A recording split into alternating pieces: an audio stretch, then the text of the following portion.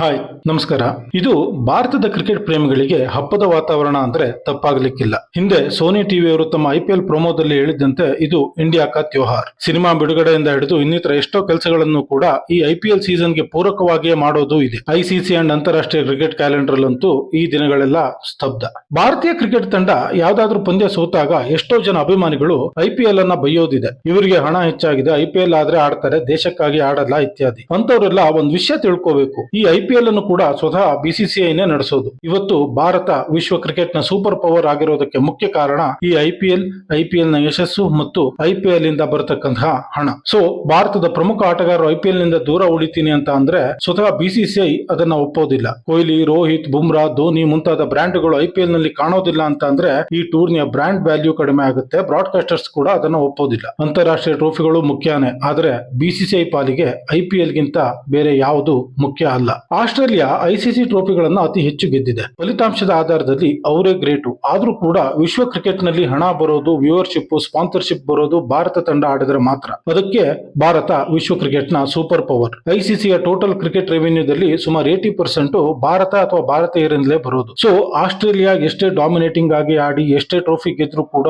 ಅವರನ್ನ ಕ್ರಿಕೆಟ್ ನ super power ಅಂತ ಸದ್ಯಕ್ಕಂತೂ ಕರೆಯೋಕ್ಕಾಗೋದಿಲ್ಲ. ಒಂದು ಕಾಲದಲ್ಲಿ ಕ್ರಿಕೆಟ್ ಅನ್ನ ತಮ್ಮ ಪ್ರದರ್ಶನದ ಆಧಾರದ ಮೂಲನೇ ಆಳಿದ್ದಂತಹ ವಿಂಡೀಸರು ಹೇಳ ಹೆಸರಿಲ್ಲದೆ ಹೋಗಿದ್ದು ಕೂಡ ಆದಾಯ ತರುವಲ್ಲಿ ಸೋತಿದ್ರಿಂದಾನೆ. ಸೊ ಇಲ್ಲಿ ಸಸ್ಟೈನ್ ಆಗ್ಬೇಕು ಅಂತ ಅಂದ್ರೆ ಆದಾಯನ ಜನರೇಟ್ ಮಾಡುವಂತ ಕೆಪಾಸಿಟಿ ಇರಬೇಕು. 5 ಟ್ರೋಫಿ ಗೆದ್ದ ಚೆನ್ನೈ, ಮುಂಬೈ ತಂಡಕ್ಕೆ ಸಮನಾಗಿ 3 ಟ್ರೋಫಿ ಗೆದ್ದ ಕೋಲ್ಕತಾ ತಂಡಕ್ಕಿಂತನೂ ಹೆಚ್ಚಾಗಿ RCBಯ ಹೆಸರು ಕೇಳ್ಬರುತ್ತೆ ಅಂತ ಅಂದ್ರೆ ಅದು ಅವರಿಗಿರುವ ಬ್ರ್ಯಾಂಡ್ ವ್ಯಾಲ್ಯೂ, ಫ್ಯಾನ್ ಬೇಸ್, ಆದಾಯವನ್ನ ತರುವಂತ ಶಕ್ತಿಯಿಂದಾಗಿನೇ. ಸೊ ಸರಳವಾದ ವಾಸ್ತವ ಅಂದ್ರೆ ಇದೊಂದು ಉದ್ಯಮ. ಇಲ್ಲಿ ಟ್ರೋಫಿ ಗೆಲ್ಲೋದೊಂದೇ ಎಲ್ಲಾನು ಅಲ್ಲ, ಪೈಸಾ ಬೋಲ್ತಾ ಹೈ ಅನ್ನೋದು ಈ ವಿಷಯದಲ್ಲಂತೂ ನಿಜವೇ. ಸೊ ಯಾವುದೇ ಕ್ರಿಕೆಟ್ ಅಭಿಮಾನಿಗಳು ವಿನಾಕಾರಣ IPL ಅನ್ನ ದೂರೋದ್ರಲ್ಲಿ ಅರ್ಥನೇ ಇಲ್ಲ. ಎಷ್ಟೋ ಜನ ಆಸೆಗಳ ಉದಾಹರಣೆ ಕೊಟ್ಟು ನೋಡಿ ಅವರಾದ್ರೆ ದೇಶಕ್ಕಾಗಿ ಆಡ್ತಾರೆ, ನಮ್ಮವರಿಗೆ IPL ಮುಖ್ಯ ಅನ್ನುವಂತ ಒಂದು ಬಾಲಿಶ ವಾದಗಳನ್ನ ಮಾಡೋದಿದೆ. ಈ ಸಲನೇ ನೋಡಿ ಸ್ಟಾರ್ಕ್, ಕಮಿನ್ಸ್, ಹೇಜಲ್ವುಡ್ ಮುಂತಾದವರೆಲ್ಲ IPL ಆಡ್ಬೇಕು ಅನ್ನೋ ಕಾರಣಕ್ಕೇನೆ ಚಾಂಪಿಯನ್ಸ್ ಟ್ರೋಫಿ ಅಂತ ಒಂದು ಪ್ರಮುಖ ICC ಟ್ರೋಫಿನೇ ಆಡ್ಲಿಲ್ಲ. ಅದು IPL ನ ಪವರ್. ಇಲ್ಲಿ ಮನೋರಂಜನೆ ಇದೆ, ಹಣ ಇದೆ, ಗ್ಲಾಮರ್ ಇದೆ. ವಿಶ್ವ ಕ್ರಿಕೆಟ್ ನಲ್ಲಿ ಎಲ್ಲೂ ಸಿಗದೇ ಇರುವಂತಹ ಅಷ್ಟು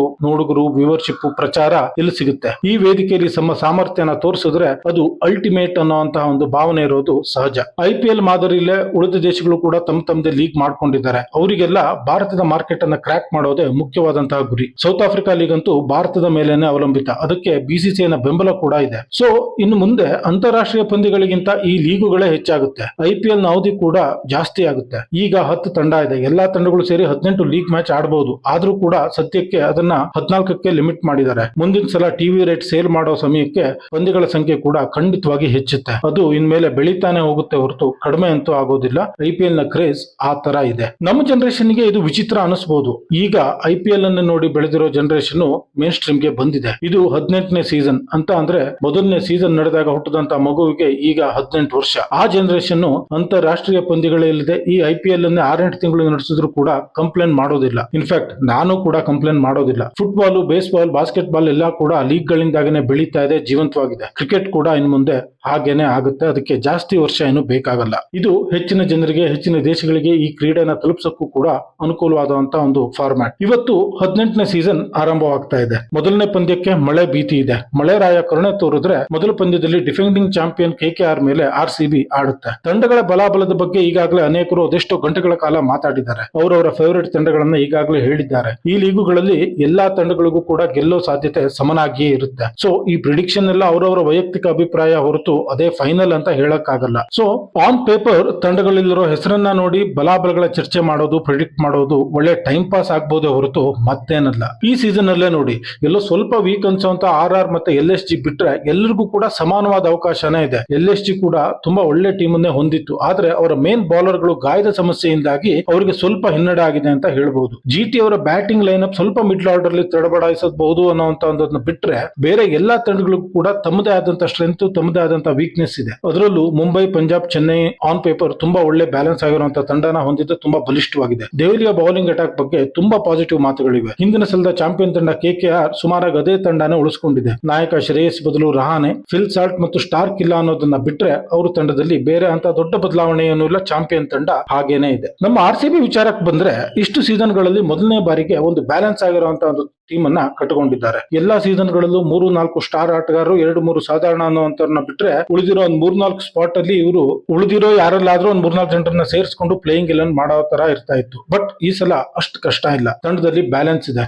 ಅವರೆಲ್ಲ ಹೇಗ್ ಆಡ್ತಾರೆ ಅನ್ನೋದ್ರ ಮೇಲೆ ಇವ್ರ ಭವಿಷ್ಯ ನಿರ್ಧಾರ ಆಗುತ್ತೆ. ಬಟ್ ಈ ಸಲ ಇವ್ರು ಟ್ರೋಫಿ ಗೆದ್ರೆ ಅದೊಂದು ಪವಾಡ ಅನ್ನೋ ತರ ಏನೂ ಇಲ್ಲ. ಗೆಲ್ಲೋಕೆ ಯಾವ ತರ ತಂಡ ಬೇಕೋ ಅದೇ ತರದ ತಂಡವನ್ನೇ ಮಾಡ್ಕೊಂಡಿದ್ದಾರೆ. ನಾಯಕ ರಜತ್ ಪಟಿದಾರ್ ಅವರಿಗೆ ಈ ಲೆವೆಲ್ ಅಲ್ಲಿ ಇದು ಹೊಸ ಜವಾಬ್ದಾರಿ, ಹೊಸ ಅನುಭವ. ನಾಯಕತ್ವದ ಹೊರೆಯಿಂದಾಗಿ ಅವರ ಬ್ಯಾಟ್ ಇಂದ ರನ್ ಬರದೇ ಇದ್ರೆ ಅದು RCBಗೆ ಖಂಡಿತವಾಗೂ ಮುಳುವಾಗುತ್ತೆ. ಯಾಕಂದ್ರೆ ಹಿಂದಿನ 2 ಸೀಸನ್ ಗಳಲ್ಲಿ ಕನ್ಸಿಸ್ಟೆನ್ಸ್ ಆಗಿ ಮಿಡ್ಲ್ ಓವರ್ ಅನ್ನ ಸ್ಪಿನ್ನರ್ ಗಳನ್ನ ಡಾಮಿನೇಟ್ ಮಾಡೋಕೆ ನೆರವಾಗಿದ್ದೆ ಪಟಿದಾರ್ ಅವರು. RCBಯ ಬ್ಯಾಟಿಂಗ್ ಲೈನಪ್ ಅಲ್ಲಿ ಪಟಿದಾರ್ ಅವರ ಪಾತ್ರ ತುಂಬಾ ಮುಖ್ಯವಾದದ್ದು. ಅವರ ಕೆಲಸವನ್ನು ಅವರು ಮಾಡುವಲ್ಲಿ ಯಶಸ್ವಿ ಆಗ್ಲಿ ಅಂತ ನನ್ನ ಹಾರೈಕೆನೂ ಇದೆ. ಇವರ ಬ್ಯಾಟಿಂಗ್ ಎಂದಿನಂತೆಯೇ ಬಲಿಷ್ಠ ಅನ್ನೋ ತರನೇ ಕಾಣಿಸುತ್ತೆ. ಆದ್ರೆ ಸಾಲ್ಟ್, ಲಿವಿಂಗ್ಸ್ಟನ್, ಡೇವಿಡ್, ಜಿತೇಶ್ ಇತ್ಯಾದಿ ರಿಸ್ಕಿ ಆಪ್ಷನ್ ಗಳು ಜಾಸ್ತಿ ಇದೆ ಅನ್ಸುತ್ತೆ. ಇವರೆಲ್ಲರಿಂದ ಕನ್ಸಿಸ್ಟೆನ್ಸಿ ಬಯಸೋದು ತಪ್ಪು. ಅದರಲ್ಲೂ ಈ ಇಂಗ್ಲಿಷ್ ಆಟಗಾರರಂತೂ ಇತ್ತೀಚೆಗೆ ಮೈಂಡ್ಲೆಸ್ ಅಂಡ್ ಸೆನ್ಸ್ಲೆಸ್ ಬ್ಯಾಟಿಂಗ್ ಮಾಡೋದ್ರಲ್ಲಿ ಎಕ್ಸ್ಪರ್ಟ್ ಅನ್ನೋ ತರ ಆಡ್ತಿದ್ದಾರೆ. ಅದಕ್ಕೇನೆ ಈ ಸಾಲ್ಟ್, ಲಿವಿಂಗ್ಸ್ಟನ್ ಅವರ ಎಲ್ಲಾ ಹಿಟ್ ಕೂಡ ಸರಿಯಾಗಿ ಕನೆಕ್ಟ್ ಆಗ್ಲಿ ಅಂತ ದೇವರಲ್ಲಿ ಬೇಡ್ಕೊಳ್ಳೋದನ್ನ ಬಿಟ್ಟು ಬೇರೆ ಏನು ಮಾಡಕ್ಕಾಗಲ್ಲ. ನಮ್ಮ ಹತ್ರ ಕೊಹ್ಲಿ, ಕೃಣಾಲ್, ರಜತ್ ಅವರು ಸ್ವಲ್ಪ ಕನ್ಸಿಸ್ಟೆನ್ಸಿ ತರಲಿ ಅಂತ ಬೇಡ್ಕೋಬಹುದು. ಉಳಿದವರೆಲ್ಲ ಪ್ರತಿ ಮ್ಯಾಚ್ ಅಲ್ಲೂ 2-3 ಜನ ಆದ್ರೂ ಸಿಡಿಲಿ ಅಂತ ಬಯಸಬೇಕು. ಹೇಗೋ ಎದ್ದು ಬಿದ್ದು ಬ್ಯಾಟಿಂಗ್ ಅಂತೂ ಮ್ಯಾನೇಜ್ ಆಗುತ್ತೆ ಅನ್ಕೋಬಹುದು. ಈ ಸಲ RCB ಬೌಲಿಂಗ್ ಲೈನಪ್ ಇವ್ರ ಟೀಮ್ ತುಂಬಾ ಬ್ಯಾಲೆನ್ಸ್ ಆಗಿದೆ, ಚೆನ್ನಾಗಿದೆ ಅಂತ ಅನ್ಸೋಕೆ ಮುಖ್ಯ ಕಾರಣ ಹೇಜಲ್ವುಡ್, ಭುವಿ, ಯಶ್ ದಯಾಳ್, ರಸಿಕ್ದರ್ ಈ 4 ಜನ ನಿಜಕ್ಕೂ ಡ್ರೀಮ್ ಲೈನಪ್ ಅಂತ ಅನ್ಬಹುದು. ಭುವಿ ಅವರು ಬಾಲ್ ಮೂವ್ ಮಾಡೋ ರೀತಿ, ಸ್ವಿಂಗ್ ಮಾಡೋ ರೀತಿ, ಹೇಜಲ್ವುಡ್ ರ ಅಕ್ಯುರಸಿ ವಿಶ್ವಾಸ ಕೊಡುತ್ತೆ. ಹಾಗೇನೆ ಯಶ್ ದಯಾಳ್ ಅಂಡ್ ರಸಿಕ್ದರ್ ಅವರ ವೇರಿಯೇಷನ್ಸ್ ಕೂಡ ಕಾನ್ಫಿಡೆನ್ಸ್ ಕೊಡುತ್ತೆ, ಡೆತ್ ಅಲ್ಲಿ ಹೆಲ್ಪ್ ಆಗುತ್ತೆ ಅಂತ ಅನ್ಸುತ್ತೆ. ನಿಮ್ಗೆ ನೆನಪಿರಬಹುದು, ಹಿಂದಿನ ಸೀಸನ್ ನಲ್ಲಿ ದಿಲ್ಲಿ ಕ್ಯಾಪಿಟಲ್ಸ್ ತಂಡದ 2-3 ಗೆಲುವುಗಳಲ್ಲಿ ರಸಿಕ್ದರ್ ಅವರು ತುಂಬಾ ಪ್ರಮುಖವಾದಂತಹ ಒಂದು ಕಾಣಿಕೆ ಕೊಟ್ಟಿದ್ರು. ಇವರೆಲ್ಲರೂ ಚಿನ್ನಸ್ವಾಮಿಯಲ್ಲಿ ಎಫೆಕ್ಟಿವ್ ಆಗಬಹುದು. ಇವ್ರ ಜೊತೆ ಬ್ಯಾಕಪ್ ಆಗಿ ತುಷಾರ, ಶೆಫರ್ಡ್, ಎಂಗಿಡಿ ಮುಂತಾದವರು ಇದ್ದಾರೆ. ಸ್ಪಿನ್ ವಿಭಾಗ ನಮ್ಗೆ ಸ್ವಲ್ಪ ತಲೆನೋವೆ. ಕೃಣಾಲ್ ಒಬ್ಬರ ಮೇಲೆ ಪೂರ್ತಿ ವಿಶ್ವಾಸ ಇಡಬಹುದು. ಅವರು ಎಕನಾಮಿಕಲ್ ಆಗಿ ಬೌಲಿಂಗ್ ಮಾಡ್ತಾರೆ ಅಂತ ಅನ್ಕೋಬಹುದು. ಅವ್ರನ್ನ ಬಿಟ್ರೆ ಸ್ವಪ್ನಿಲ್ ಚೆನ್ನಾಗಿ ಆಡ್ಲೇಬೇಕು. ಲಿವಿಂಗ್ಸ್ಟೋನ್ ರ ಬೌಲಿಂಗ್ ಅನ್ನ ಬಳಸ್ಕೋಬೇಕು. ಅಂಡ್ ಇದೇ ಕಾರಣಕ್ಕೇನೆ ಬೆತೆಲ್ ರನ್ನ ಮೊದಲಿನಿಂದಲೇ ತಂಡದಲ್ಲಿ ಆಡಿಸೋದು ಒಳ್ಳೇದು ಅಂತ ಅನ್ಸುತ್ತೆ. ಅವರು ಸ್ಪಿನ್ ವಿಭಾಗಕ್ಕೆ ವೇರಿಯೇಷನ್ ತರ್ತಾರೆ. ಅಂಡ್ ಅವರು ಟಾಪ್ ಆರ್ಡರ್ ಬ್ಯಾಟರ್. ಸೊ ಅವ್ರನ್ನೇ ಒನ್ ಡೌನ್ ತಂದ್ರೆ ಟಾಪ್ ಆರ್ಡರ್ ಅಲ್ಲಿ ಒಬ್ಬ ಲೆಫ್ಟ್ ಹ್ಯಾಂಡರ್ ಕೂಡ ಸಿಕ್ಕದಾಗ ಆಗುತ್ತೆ. ನಂತರ ರಜತ್, ನಂತರ ಕೃಣಾಲ್ ಬಂದ್ರೆ ನಮ್ದು ಒಳ್ಳೆ ಲೆಫ್ಟ್ ರೈಟ್ ಕಾಂಬಿನೇಷನ್ ಆಗುತ್ತೆ. ಸ್ಪಿನ್ನರ್ ಗಳನ್ನ ನೆಗೆಟ್ ಮಾಡೋಕೆ ಸ್ವಲ್ಪ ಹೆಲ್ಪ್ ಕೂಡ ಆಗುತ್ತೆ. ನಂತರ ಲಿವಿಂಗ್ಸ್ಟನ್ ಅಂಡ್ ಜಿತೇಶ್ ಅವರು ಫಿನಿಶಿಂಗ್ ಗೆ ಬರಬಹುದು. ಬೆತೆಲ್ ರನ್ನ ಆಡಿಸಿದ್ರೆ ಟಿಮ್ ಡೇವಿಡ್ ಅವರು ಆಡೋದು ಕಷ್ಟ. ಡೇವಿಡ್ ಗಿಂತ ಬೆತೆಲ್ ಒಳ್ಳೆ ಆಯ್ಕೆ ಕನ್ಸಾಲಿಡೇಷನ್ ಗೆ ಅಂತ ನಂಗಂತೂ ಯಾವತ್ತೂ ಅನ್ಸುತ್ತೆ. ಸೊ ನನ್ನ ಪ್ರಕಾರ ಇವ್ರು ಪ್ಲೇಯಿಂಗ್ 11 ಅಲ್ಲಿ Virat Kohli, Phil Salt, Jacob Bethell, Rajat Patidar, Livingstone, Krunal Pandya, Jitesh Sharma, Swapnil Singh, Bhuvneshwar Kumar, Hazlewood, Yash Dayal ಇರಬೇಕು. ಅದ್ರ ಜೊತೆಗೆ ಇಂಪ್ಯಾಕ್ಟ್ ಪ್ಲೇಯರ್ಸ್ ಆಗಿ ರಸಿಕ್ದರ್, ಸುಯೇಶ್ ಶರ್ಮಾ ಅಥವಾ ಮನೋಜ್ ಬಾಂಡಗೆಯನ್ನ ಒಳಗಡೆ ತರಬಹುದು. ಮೊದಲ ಪಂದ್ಯದಲ್ಲಿ ನಾವು ಕೋಲ್ಕತ್ತಾದ ಈಡನ್ ಗಾರ್ಡನ್ ಅಲ್ಲಿ ಆಡ್ತಾ ಇರೋದ್ರಿಂದ ಸುಯೇಶ್ ಶರ್ಮಾ ಅವರು ಅಲ್ಲಿ ಆಡಿ ಒಳ್ಳೆ ಅನುಭವ ಇರೋದ್ರಿಂದ ರಸಿಕ್ ಅವರ ಬದಲು ಇವತ್ತಿನ ಮ್ಯಾಚ್ ಅಲ್ಲಿ ಸುಯೇಶ್ ಶರ್ಮಾ ಅವರನ್ನ ಆಡಿಸೋದು ಒಳ್ಳೇದು ಅಂತ ನಂಗನ್ಸುತ್ತೆ. KKR ನ ಪ್ರಮುಖ ಅಸ್ತ್ರ ವರುಣ್ ಅಂಡ್ ನರೇನ್ ಆಗಿರೋದ್ರಿಂದ ಅಲ್ಲಿ ಸ್ಪಿನ್ ಗೆ ನೆರವಂತೂ ಇದ್ದೇ ಇರುತ್ತೆ. ಸೊ ಇವತ್ತಿನ ಪಂದ್ಯಕ್ಕೆ ಸುಯೇಶ್ ಒಳ್ಳೆ ಆಯ್ಕೆ. ಇದ್ರ ನಂತರ ಚೆನ್ನೈಯಲ್ಲಿ ಆಡೋ ಮ್ಯಾಚ್ಗೂ ಕೂಡ ಇದೇ ತಂಡನೇ ಇಟ್ಕೋಬಹುದು. ಯಾಕಂದ್ರೆ ಚೆನ್ನೈಯಲ್ಲೂ ಒಂದು ಒಳ್ಳೆ ಸ್ಪಿನ್ ವೆಬ್ ರೆಡಿ ಆಗಿರುತ್ತೆ ಅನ್ನೋದು ಹೊಸ ವಿಷಯ ಅಂತೂ ಅಲ್ಲ. ಇವತ್ತಿನ ಪಂದ್ಯದಲ್ಲಿ ನಾವು ಗೆಲ್ತೀವಾ ಸೋಲ್ತೀವಾ ಅನ್ನೋದು ಹೆಚ್ಚಾಗಿ ನಾವು ವರುಣ್ ಅಂಡ್ ನರೇಂದ್ರನ ಹೇಗೆ ಆಡ್ತೀವಿ ಅನ್ನೋದ್ರ ಮೇಲೆ ಡಿಪೆಂಡ್ ಅನ್ನೋದು ಎಲ್ಲರಿಗೂ ಗೊತ್ತಿರೋ ವಿಷಯನೇ. ಸೊ ನೋಡೋಣ, 18ನೇ ವರ್ಷ ಆದ್ರೂ ನಮ್ ಕನ್ಸು ನನ್ಸಾಗುತ್ತಾ? ನಮ್ಮವರು ಟ್ರೋಫಿ ಗೆಲ್ತಾರ? ಜೆರ್ಸಿ ನಂಬರ್ 18ಗೆ ಸೀಸನ್ 18 ಲಕ್ಕಿ ಆಗುತ್ತಾ ಅಂತ ಇವತ್ತು ಗೆದ್ದು ಆ ಓಟದಲ್ಲಿ ಶುಭಾರಂಭ ಮಾಡ್ಲಿ ಅಂತ ಹಾರೈಸೋಣ. Thank you.